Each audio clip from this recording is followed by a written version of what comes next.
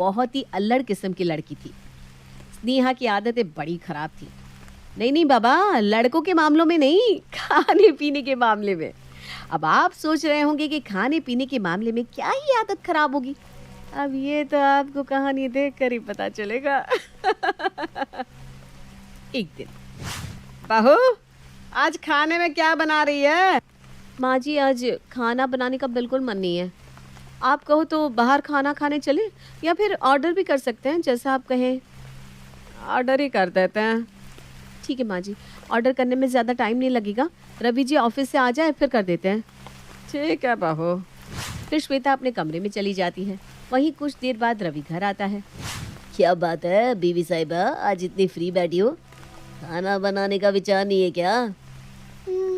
फिलहाल तो मूड बनाने का इरादा है, तो बनाओ। बाकी खाना बाहर से ऑर्डर कर लेंगे। हर समय बस मैडम का मूड बना रहता है। बताओ क्या खाओगी, ऑर्डर कर देता हूँ। आप फ्रेश हो लो, मैं ऑर्डर कर देती हूँ। माँ जी, पापा जी, स्नेहा और सुमित से भी पूछ लेती हूँ कि वो लोग क्या खाएंगे। ठीक है। कमरे से बाहर, माँ जी, पापा जी, स्नेहा, सुमित, जल्दी जल्दी सब लोग बताओ क्या खाओगे, मैं जल्दी से ऑर्डर कर देती हूँ। पापा जी सॉरी, आज खाना बनाने का बिल्कुल मन नहीं था। अरे कोई बात नहीं बेटा, तू भी तो इंसान है, मशीन थोड़ी ना। कभी कभी रेस्ट ज़रूरी होता है। मेरे लिए पनीर टिक्का और सोयाबीन पुलाव मंगा लेना। और मेरे लिए राजमा चावल और तंदूरी रोटी। मैं तो फ्राई नूडल्स और मंचाओ सूप लूँगा। स्नेहा तुम क्या खाओगी? भाभी मेरा मूड नहीं है कुछ भी खाने का। आप सब अपने लिए ऑर्डर कर लो, मैं कुछ नहीं खाऊंगी। अरे लेकिन खाली पेट रहोगी क्या? हाँ भाभी, भूख नहीं है अभी, आज खाने का मन ही नहीं है। ठीक है। जिसके बाद बहू सबके डिमांड के अकॉर्डिंग खाना ऑर्डर करती है और खुद के और पति के लिए पनीर, लच्छा पराठा और चाइनीज फूड मंगाती है। वहीं ऑर्डर आने के बाद जब सब डाइनिंग टेबल पर बैठकर डिनर कर रहे थे, तभी स्नेहा अचानक से आके भाभी के खाने में स्पून डालकर खाने लगती है। वाह भाभी, ये तो बड़ा टेस्टी है ना? लो और खा लो। जब पूछ रही थी तब तो नहीं बोली, अब आ गई जानवरों की तरह खाना पर हमला करने। फिर स्नेहा भाभी की प्लेट लेके खाने लगती है और 4-5 स्पून खाने के बाद, लो भाभी अब आप खा लो, मेरा तो हो गया। अरे तू तो खाने ही नहीं वाली थी, और जब खा ही रही है तो झूठा करके क्यों दे रही है भाभी को? अब पूरा खा ले। चलो, कोई तो मेरा दर्द समझा। तभी ननद बोल पड़ती है। नहीं माँ, मैं तो बस टेस्ट कर रही थी और स्पून से ही तो खाया है, भाभी खा सकती है। इतना कहकर स्नेहा प्लेट फिर से भाभी की तरफ बढ़ा देती है। अब श्वेता करती भी तो क्या, चुपचाप कभी स्नेहा को देखती, कभी प्लेट को। ये स्नेहा का पहली बार का नहीं था, ये तो उसकी पुरानी आदत थी। ऐसी ही एक सुबह जब श्वेता सो के उठती है तो वो डायरेक्ट ब्रश करने के लिए वॉश बेसिन की तरफ जाती है, लेकिन वहाँ उसका ब्रश नहीं मिलता। ये रवि जी को कितनी बार कहा है मेरा ब्रश मत यूज किया करो, मुझे पायरिया हो जाएगा। तभी रवि वहाँ आ जाता है। ये सुबह सुबह क्यों बड़बड़ा रही हो? भांग की गोली खा ली है क्या? श्वेता पीछे मुड़कर देखती है तो रवि तो ऑलरेडी ब्रश कर रहा था। ये जो ब्रश है ना, इसके लिए बड़बड़ा रही हूँ मैं। अरे अब क्या मैं ब्रश भी ना करूं? फिर मत बोलना मुंह से बदबू आती है, और फिर तुम हमसे दूर भाग जाओगी मैडम। हाय रब्बा, ये आदमी ना हर समय इनको रोमांटिक ही होना है। अब इसमें रोमांटिक वाली क्या बात है? जो सच है वो सच है। तो आपको मेरा ही ब्रश मिला करने को? अरे मैडम जी, ये मेरा ब्रश है, ध्यान से देखिए, ये ग्रीन है, आपका ब्रश पिंक कलर का है। अरे हाँ। तभी स्नेहा वहां आती है, वो भी ब्रश कर रही थी और श्वेता देखती है कि श्वेता का ब्रश तो स्नेहा कर रही है। स्नेहा, तुम्हारे ब्रश को क्या हो गया? भाभी मेरा ब्रश रेड है ना, मुझे बिल्कुल पसंद नहीं है। जैसे सांड को रेड पसंद नहीं आता ना, वैसे ही मुझे नहीं पसंद, इसलिए मैं आपका ब्रश कर रही हूँ। एक काम करो ना, आपको रेड कलर पसंद है ना, आप उससे ब्रश कर लो। नहीं नहीं, कोई बात नहीं नैना जी, आप ही कर लो, फिर मैं कर लूँगी। इनकी चीज़ें इनको नहीं प्यारी, मेरी ही चीज़ें ज़्यादा प्यारी हैं। मन तो कर रहा है उसी ब्रश से ही सांडनी का दिमाग घिस दूँ। दिमाग में गोबर भरा है, ये भी नहीं समझ में आता कि इस तरह किसी का भी सामान यूज़ नहीं करना चाहिए। खैर, बहू तो बहू, बेटी तो बेटी, फालतू में बहू कुछ बोले और घर में विवाद हो जाए, ये सोचकर श्वेता शांत रहती है और वो नया ब्रश ले आती है। वहीं कुछ देर बाद सुमित कमरे से चिल्लाते हुए बाहर आता है। अरे क्या हुआ देवर जी, आप इतना गुस्सा क्यों हो रहे हो? गुस्सा ना हो तो क्या करूं भाभी? कितनी बार कहा है मैंने, मेरी टॉवेल कोई यूज करे, मुझे पसंद नहीं है। अरे सबकी अपनी अपनी सेपरेट टॉवेल है, कोई तेरी टॉवेल क्यों ही यूज करेगा? मुझे क्या पता माँ, मैं तो अभी तक नहीं नहाया, फिर ये इतनी गीली कैसे है? और देखो इसमें कितने सारे बाल लिपटे हुए हैं। देवर जी मैंने तो यूज नहीं किया, देखो मैंने आज बाल भी नहीं धुले हैं। मेरे बाल इतने घने हैं ही नहीं बेटा।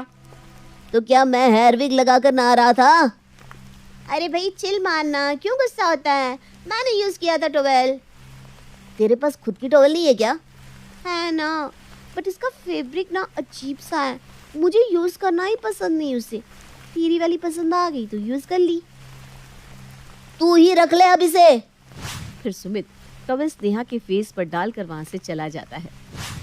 देख रही हो माँ, कितना बदतमीज हो गया है ये। हाँ देख तो रही हूँ, अब किसको क्या ही बोलूँ, कौन सा मेरे बोलने से तुम लोग मेरी सुन लेते हो। ऐसे ही स्नेहा कभी भाभी से बिना पूछे उनका कोई भी सामान उठा कर ले जाती, तो कभी भाई का ऑफिस का लैपटॉप कॉलेज वर्क के लिए ले जाती, पापा की जेब से मन चाहे पैसे ले लेती और सुमित की हर चीज पर कब्जा जमाए रहती, जो सुमित को बिल्कुल भी पसंद नहीं था। ऐसे ही एक दिन श्वेता के दोनों बच्चे बहुत जोर से रो रहे थे। स्वीटी, पिंकू, क्या हुआ बेटा, आप इतना रो क्यों रहे हो? मम्मी मम्मी बुआ हमारे चॉकलेट खा गई। चाचू ने अभी अभी हमें चॉकलेट दिलाई थी। स्नेहा क्या है ये? भाभी ये तो बच्चे हैं, सारा दिन चॉकलेट ही खाते रहते हैं। अभी मेरा मूड हो रहा था चॉकलेट खाने का तो मैंने पिंकू से ले ली। वैसे भी पूछ लो पिंकू से, मैंने छीनी नहीं है, मांगी थी। थोड़ी सी खाने को मांगी थी, पूरी खा गई ये बुआ। हाँ तो पसंद आ गई तो क्या करूँ, जो सारा दिन चॉकलेट खाते रहते हो तुम दोनों। हाँ, और स्नेहा वहां से चली जाती है। श्वेता को एक बार फिर स्नेहा की हरकत बहुत बुरी लगती है, लेकिन वो कुछ नहीं कह पाती। अब घर तो घर, बाहर भी स्नेहा ऐसा ही करने लगती है। एक दिन स्नेहा और श्वेता बाजार से लौट रही थी, तभी स्नेहा देखती है कि स्नेहा की पड़ोस की सहेली डिम्पल पानी पूरी खा रही है। स्नेहा जल्दी से जाके डिम्पल की प्लेट से पानी पूरी उठाकर खाने लगती है। अरे स्नेहा तू? हाँ कैसे है डिम्पल, पानी पूरी बहुत टेस्टी है ना। हाँ वो तो दिख ही रहा है। अरे भाभी आप क्यों खड़ी है, आप भी खा लीजिए। अरे नहीं नहीं, मैं ठीक हूँ। लाना मैं खा लेती हूँ। फिर स्नेहा डिम्पल के हिस्से की बाकी की पानी पूरियाँ भी खा लेती है और पैसे दिए बिना ही वहाँ से चली जाती है। वहीं मन ही मन डिम्पल स्नेहा पर बहुत गुस्सा होती है। श्वेता को भी स्नेहा की इस हरकत के कारण काफ़ी शर्मिंदगी महसूस होती है। कितनी अल्लड़ है ये, मन तो कर रहा है चार कान के नीचे लगाकर अक्ल ठिकाने लगा दूं। बेवकूफ़ों जैसा बिहेव करती है, पर मैं कुछ कर भी तो नहीं सकती। ये सोचकर श्वेता निराश हो जाती है। तभी श्वेता को एक आइडिया आता है। वाह, मैं कुछ तो कर सकती हूँ। इसके बाद श्वेता एक कॉल करती है।